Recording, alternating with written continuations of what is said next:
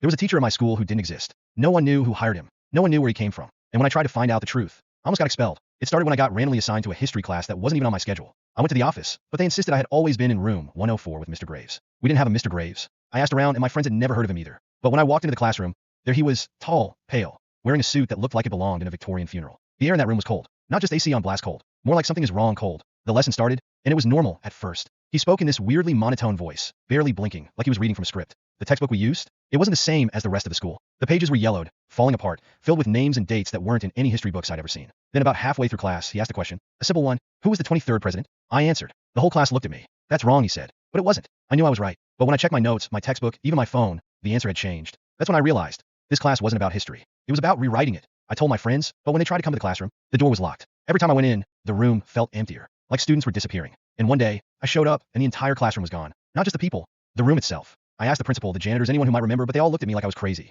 Room 104 never existed. I even tried finding my old homework, my textbook, anything that proved Mr. Graves was real. Nothing. It was like the whole class had been erased from the school, and my mind was next. I don't know what that class was. I don't know who he was. But sometimes, when I walk past that empty hallway, I swear I still hear him whispering my name.